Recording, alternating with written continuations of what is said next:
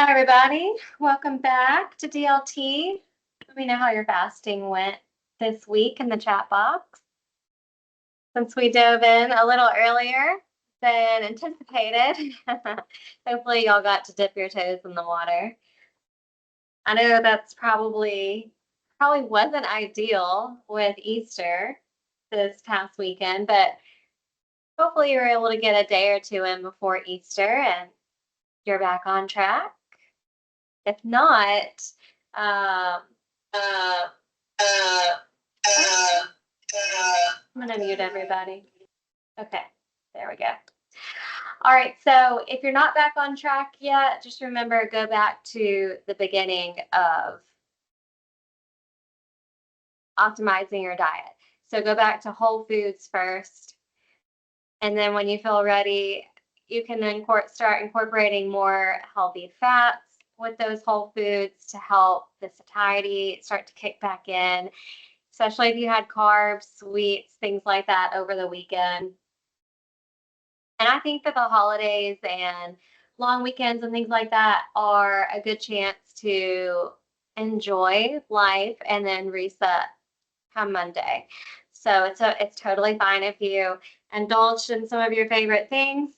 And I do have like a whole lesson on holidays and events and things like that. So we'll go into more strategy on ways to approach holidays.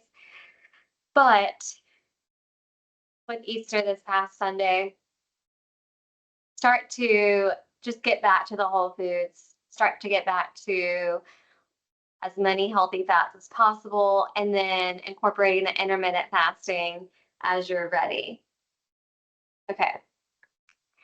All right, so we're going to dive into moving your body. So if you're ready for this, or if not, you can stick it in your back pocket. But I want to go back to last week first to make sure we're all on the same page on the whole food plate and the mindful eating. You can consider the hunger scale, so using that as you are getting back into the routine of things, and plating. Make sure you're plating instead of grazing and eating here and there while you're cooking or eating off of other people's plates. Make sure you're only eating off of your plate. Adding healthy fats, also using that fat fasting if you need it, and then cutting the sugar out. That was the big topic of last week. Where did y'all find sugar? And I'm not talking about Easter, but like in your everyday to day products. Did you look at the nutrition labels? Did you look at the added sugar line? Were you surprised by anything? Or did you find any substitutes? I know we talked about, someone had asked me about sodas, and I mentioned possibly trying LaCroix, the sparkling waters. Any good substitutes that you're using? Let us know. My 3-year-old called me out on the ketchup the other day. She was like, I don't like our ketchup, Mama. And it's like the one ketchup I found without added sugar in it. So dang it. My 1.5-year-old still has no idea that it has no added sugar. And she just eats it with her hand. But it's tricky finding those products that you like without the added sugars in them. And particularly, we talked about the yogurts. Hopefully you found a yogurt that you like. But a lot of times it's just easiest to not buy the products. That's where I find myself most of the time, trying to just go all the way back to the whole foods and getting away from as much of the packaged products as possible. Even like nuts, my girls are starting to eat more nuts, which I love for them to snack on nuts. But there's like 2 different kinds of nuts you can get. You can get nuts with the added seed oils in it, or you can just get plain nuts, which I really like salted nuts, but you cannot find salted nuts without the oils added to it, the seed oils in particular, which is not what I want. If they would do like an olive oil and sea salt with the nut, that would be fine. But nuts, the serving size is a 1/4 cup. for adults. So just make sure you measure those out. All right, the fasting tips continue. I gave these to you last week, but if you're resetting and you need to kind of reset your mind on this, remember to fit fasting into your life and your schedule. Number one, you want it to work for you. Prepare before the fast with a healthy meal, particularly one with lots of healthy fats to increase your satiety level before you go into fasting. Ride those hunger waves. Remember, they're not going to keep going up, up, up, but they actually peak and then the hunger wave starts to go down. So if you're hungry, grab a cup of tea, grab a cup of coffee, grab a water, try to stay busy. Use those training wheels we talked about. So adding the healthy fats to your coffee or tea is totally fine. Using the broth to get in some salt to help uh, balance out your electrolytes is really helpful. You can also use pickle juice that has the salt in it too, if you like pickles. And then remember to hydrate after tea and coffee, and then make sure to have a meal ready to break your fast with, because you're going to be pretty hungry by the time you get to the point of breaking your fast. And then give your body time to adjust. It doesn't have to be perfect at first. It doesn't have to be perfect ever, but let's try to give it at least 2 weeks until to let fasting start to normalize. And then take notes on things that are helpful for you, particularly meals that help you get through a fast, um, and meals that help break your fast. Because some foods are going to react differently before your fast, and some foods are going to react differently when you break your fast with them. So just keep that in mind. Take notes, it's helpful, and then stop fasting if you need to. All right, so we're going to talk about movement, and we're also going to talk about stress. They kind of go hand in hand, because movement reduces stress. But we're going to try to focus on both of these this week because they will affect our fasting. There are benefits of exercise while fasting. It's going to increase your energy. It's going to improve your mental clarity. It's going to help manage stress and anxiety. It's going to help with your body composition, raise testosterone levels. It can increase your blood sugar levels when they can sometimes be low during fasting. So you should actually exert some blood sugar um, for energy when you are exercising, which is great. Boost growth hormone production as well. So we want to burn off any sugar that's in our body. And when we exercise, that's the first thing that our body will tap into, and it'll burn it off first before it goes to our fat storage. So if we don't have any sugar in our body, it'll go to the fat storage first. Keep that in mind. All right, how much do we need? We need a mix of moderate intensity aerobic activity. That's our walking, that's our cardio, that's our biking, our swimming, our moving our body, taking the dog for a walk, doing sports, planting, gardening, doing things outside. And then we also want to do some strength building for our muscles. So it doesn't necessarily have to be with weights. It could be your body weight. So you can see the two different people. This guy's doing a one-arm push-up, which is pretty intense. But ideally, 2 days a week of some type of muscle strengthening. And that could be like with body weights, that could be push-ups, that could be squats, um, that could be lunges, things like that. And then with aerobic, it's just getting your heart rate up for at least 150 minutes a week. Now, if you need some help establishing how to get your plan going, we do have exercise well-being specialists that have masters in exercise science that can help you develop a plan. So if you want that, let me know and I'll send you over to them. But I also have another resource that I'm going to give you at the end of the class today. Our rules to fasting with exercise. It's definitely possible to fast while you exercise. It's great for you.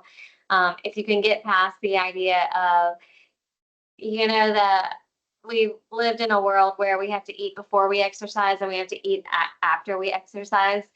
That's really if we're an athlete. And I don't know that any of us are training that hard. Just listen to your body though. If you need some fuel, get some fuel. But number one is to make sure you're staying hydrated. That's the number one thing. Before you exercise, hydrate. During and after, make sure you're drinking plenty of water. All right, let's go into stress.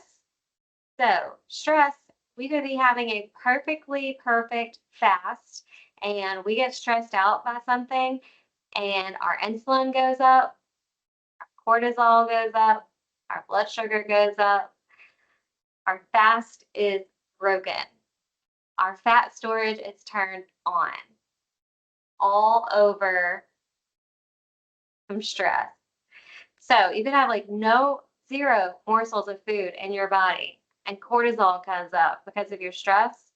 So does insulin, and so does blood sugar. So we got to keep that in mind, especially if we want to have the most benefit from our fasting. So, some ways to reduce our stress: consider meditation. Meditation is really helpful to prepare us for stressful situations. It helps us to refocus our mind. And if you have time in the midst of a stressful situation, just taking a minute to turn inward is very, very helpful. There are tons of meditation apps that you can use. 5 minutes of meditation. um, there's ones that can help with sleep too. I tried one on my husband, and he was out. He's like the worst sleeper too. He has the hardest time going to sleep. And I was like, just try this app with me. I'm trying it out to see if I like it. And he was out in 5 minutes. I also had a participant that I worked with. He said he fell asleep at his desk listening to meditation app. So check them out if you need that in your life. Make sure you're getting sleep. Sleep is very, very important. And we're going to go into like a whole topic on sleep next week, but 7 to 9 hours, minimum 7 hours. We make way better decisions when we get the right amount of sleep. And that's important for all things, but even fasting. Exercise reduces stress. So it's a win-win here. If we can get some exercise in to start our day, to end our day. I like exercise right when I wake up, and I like it before I go to bed. I do it by myself in the morning. I take the kids out for a walk before bed. It's so relaxing, and it just gets everyone. The whole house could be acting crazy, and I'm like, let's go for a walk, and it just changes everyone's mood instantly. So if you can change the dog's mood, the kid's mood, and your husband's mood all by a simple walk, you can change your mood too. All right, make sure you're finding ways to relax. Getting in the bathtub, taking a hot shower, booking a massage, getting a pedicure, finding time to spend with friends, going out to dinner, going out to lunch, go and eat lunch by yourself. I actually love to do that. Going for a walk around the park, whatever it takes. Maybe make a list of things that relax you, reading a book, finding that time to unwind. And then time management is so important. And it really does take you a long way in reducing stress. If you can just prepare to get out the door, this is what I like to do with the family. I like to prepare them at least 15 or 20 minutes before we actually have to leave is when I tell them that we're leaving. And I do not tell my husband anything otherwise. I don't tell him the secret. This is what time we're leaving. And it makes life so much easier for me when we're all trying to get everything else out the door and we're right on time for what I said. So that makes us be on time where we actually need to be. So managing the time for yourself and for others is very helpful in reducing stress. And also like knowing where you put things, having a place for things, having a place for your keys, having a place for your purse, having a place for your phone, all the things that you're going to be looking for when you're running out the door can help reduce stress. So, looking around this week, what is causing you stress? What is raising that cortisol level? What could be raising your insulin level as well? And what can you do to help reduce that stress? So, our goals this week: continue to optimize the diet, continue the fasting. Last week, we talked about incorporating 3 days of fasting. If you want to stick with that, by all means. If you're ready to bump it up, by all means. And then let's add some movement in. It doesn't have to be anything fancy. It doesn't have to be a gym membership. I just want you to get moving. Like every day, even if it's just 5 minutes, I want you to find some time, find a window of time where you can add movement into your life. And then find some ways to reduce stress as well. Well, if you're adding movement, you're naturally going to reduce some stress. So there's a win right there. And then I have this final tip and takeaway I'm going to share with you. Let me share the screen.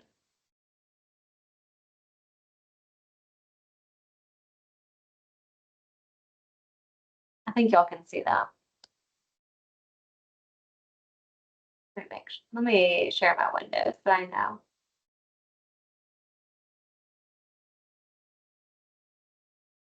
There we go. All right, so this is really cool because it can help you plan out your activity. I'm going to put it in the chat box for you. The meditation app I've used is called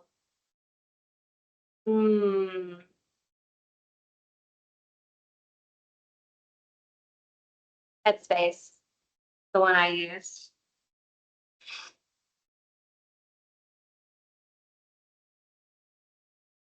Okay. All right. So getting some activity in, you can make your activity plan with this guide. You can just choose what activities you want to do. If you want to do them with yourself, with your kids, friends, family, indoor, outdoor. And then you're going to pick what activities you're planning to do for the week. So let's see. Let's put some jogging or running in here for 10 minutes, 5 days a week. Maybe 20 minutes.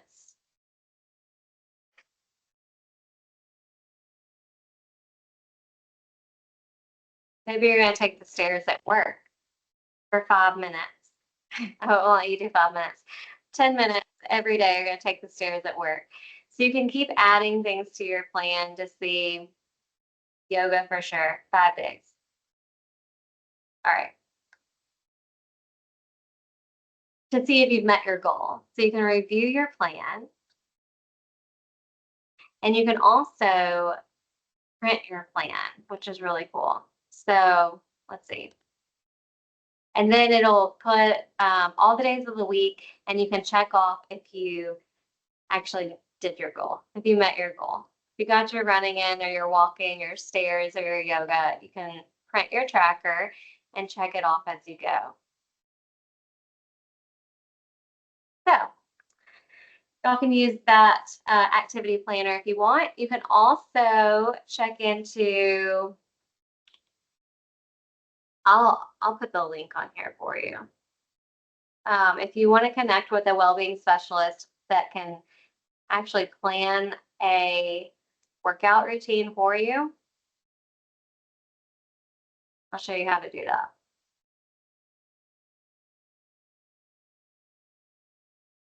Here's the form.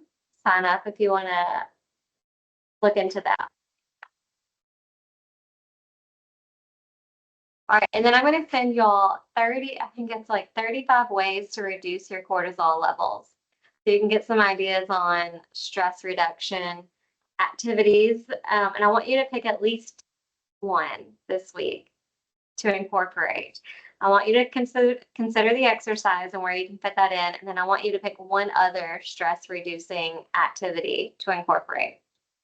And that's our goals for this week. And then, of course, continue your fasting. But all this is going to work together to help you have a better fast and feel better, feel healthier. So good luck this week, y'all. Any questions or comments before we go? And if y'all have any other apps you want to put in the chat box, you're welcome to. Oh, I like this workout on here.